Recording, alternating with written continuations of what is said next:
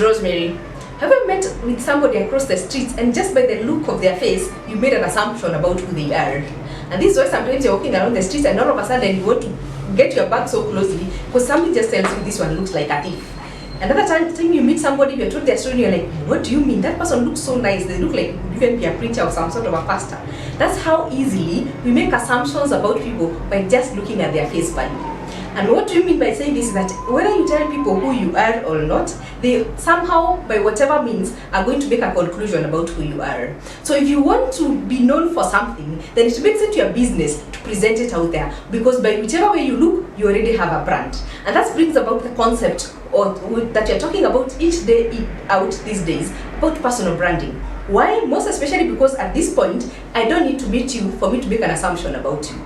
There's so much other ways in which I could get something about you. If I need to go out with you on a blind date, for example, I'm going to Google you. If I need to meet you for an interview about something, I'm going to Google you. Whether you're interviewing me or I'm going to interview you, whichever the case, both sides, one is going to Google the other. All you're looking at is, who is this I'm meeting? By just looking at their face value, you're going to make an assumption about that person. By looking at somebody, maybe a few things in their social media, you're going to make an assumption about that person. Whatever it is that you need to know about someone, you don't need actually to meet them. You can make an assumption by just Googling and looking up to them. And even by the fact that when you Google them, you got nothing, it also says something about that person. Like the other day, I was talking to a friend of mine, and she had been given a recommendation because she was looking for somebody who could give a speech on a certain subject. So she was looking around and she was given somebody's number and somebody's name. But of course, the first thing that came into her mind is, let me Google and see who this person is. For some reason, the person was not featuring anywhere, not on social media, not on professional places like LinkedIn. The person could not feature anywhere. So her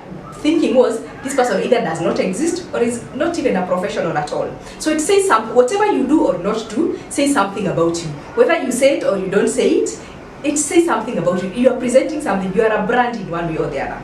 And to make it worse, that in this professional life, it's like we are all selling the same thing. It's like we are all selling tomatoes. If you're probably an accountant in all accountants, then we are all like selling tomatoes because that's all we know about you. That paper that says you're an accountant, that's all I know. If someone asks me about somebody, I tell, yeah, I know that guy, he's an engineer. I know that guy, yeah, he's a doctor. I know that guy, he's an artist. That's like anybody else does. There are 1,000 artists in this place. So it's like we are all selling tomatoes. So how do you get to stand out from those very many tomatoes? If you look at it from an economic perspective, there are many things that you can do for you to differentiate what you're offering from the rest of the people. One of the things you could do is price. You could cut your price, you could give a discount about it. That's one way you could do it. But as a human being, are you willing to cut your price? Are you willing to give a discount? Are you willing to take a lower salary, for example, for you to be able to be picked from the crowd?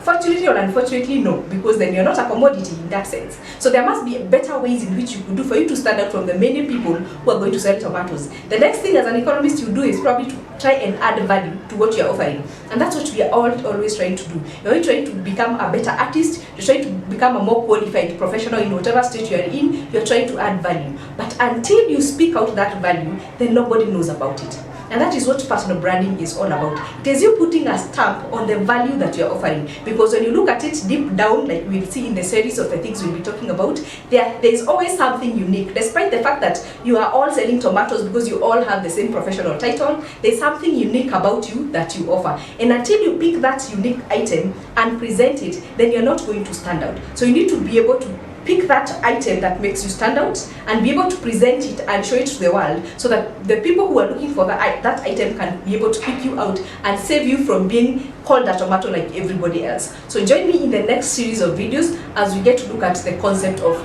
personal branding. Thank you.